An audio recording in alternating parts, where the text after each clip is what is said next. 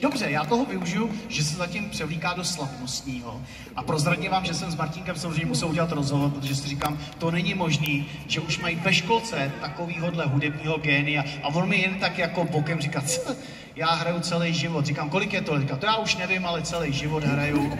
Říkám, a kde hraješ celý život? No já chodím do hudební školy, tam mě učí paní učitelka Alenka. Říkám, aha, a naučila tě to? Naučila, už mi řekne, já už dělám koncerty. Říkám, ty už chodíš i na koncerty, kolik jsi měl koncertů? Martin říká, 4 a 3 jsem vyhrál. Takže dámy a pánové, to je hudební virtuos tohleto, to je hudební hvězda prvního formátu, první velikosti.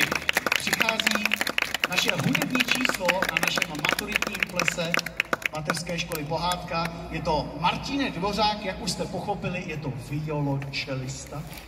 A čeká nás hned několik skladeb, jestli se nepletu, všechno to Martínek zahájí klokanem. Tak Martine, je to tvoje. Jo. Můžeš.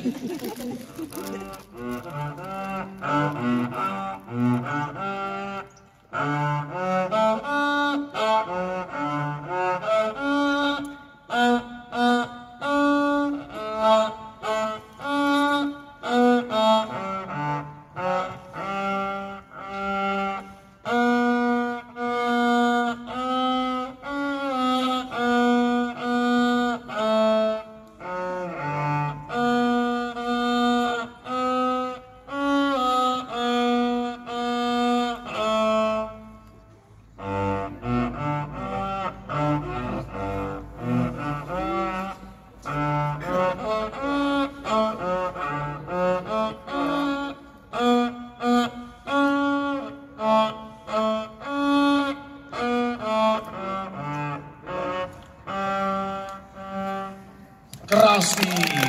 Děkujeme. Já úplně dostat na toho klokana. To byl podle mě přesně ten, jak se občajte s tatínem na tu zahradu. Tak když mu ho zahrál, tak ho dostal aspoň částečně a třeba mu ho pak nadělej i živýho. Každopádně bylo by škoda takovýhle hudební talent nevyužít a poprosit jenom o jednu skladbu. Takže Martínek slíbil, že nám zahraje ještě Allegro. Martínku, sedí to? Bude Allegro? Je to tvoje, pojď.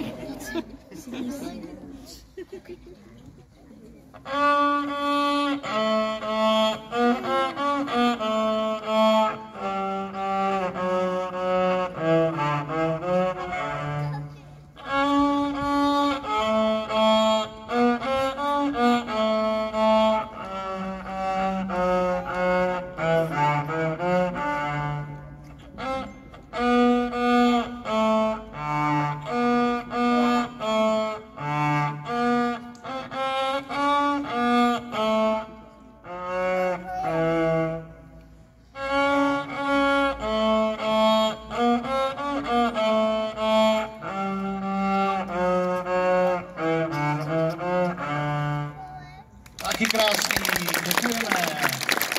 Je to virtuos. Schválně díky vy ostatní, co tady sedíte. Ruku nahoru, kdo taky hraje na nějaký hudební nástroj. 3, 2, 1, ruku nahoru teď. 1, 2, 3, 4 virtuosky, tak schválně typnu si. Kdo hraje na kytaru? Nikdo. Na klavír? Housle? A na co hrajete vy ostatní? Holky, na co hrajete? Co jste se hlásili? Trumpeta. Ty už nevíš, ty už to zapomněla. Nevadí, třeba si vzpomeneš. Každopádně Martínek si tady zatím otočil noty a jsou tam nakreslení 2 oslíci. Takže tipuju, dámy a pánové, že nás čeká 3. skladba, která se jmenuje 2 oslíci. Martinku, pojď.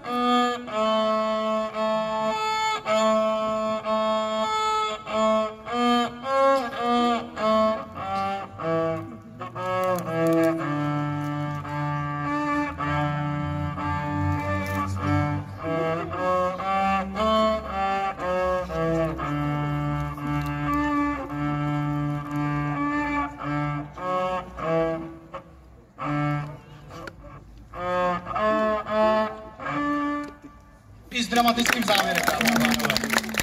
Krásný. Poprosíme tě ještě o jedny notičky, které jsi si připravil. Měla by to být skladba Perpetual Motion. Musíme něco strašně těžkého, tam těch not hrozně moc. Martínku, tohle taky zvládneš zahrát? Jo? Tak.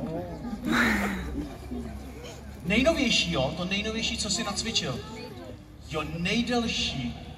Nevadí, my to vydržíme, nám se to líbí. Martinku, připrav se, hraje.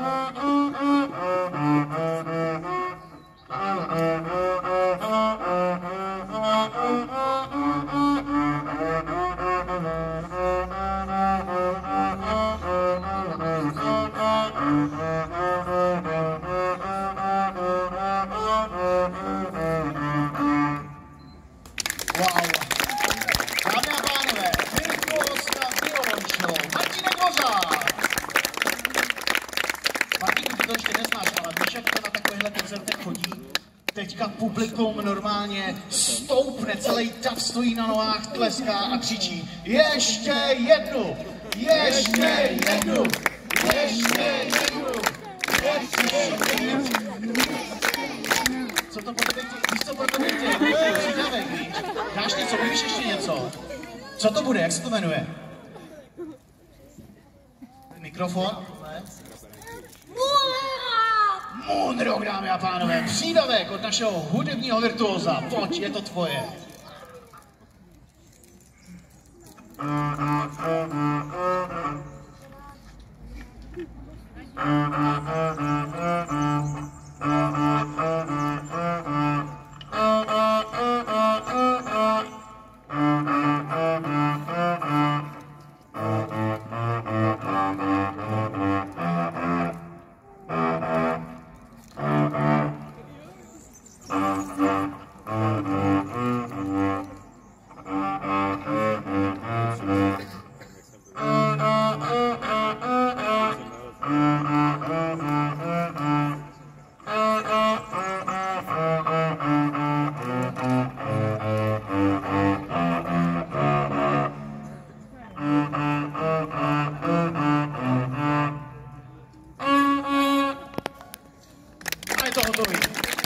Tak to byl přídavek od Martina Rozaka. Martinu, moc krát děkujeme, že si nám takhle zpestřil náš maturitní ples mateřské školy Pohádka. To byl náš hudební host, náš hudební virtuóz. Pokud byste chtěli autogramy, pokud byste chtěli fotky, prosím až po skončení plesu. Martínek, tu máš nějakou práci dneska, viď?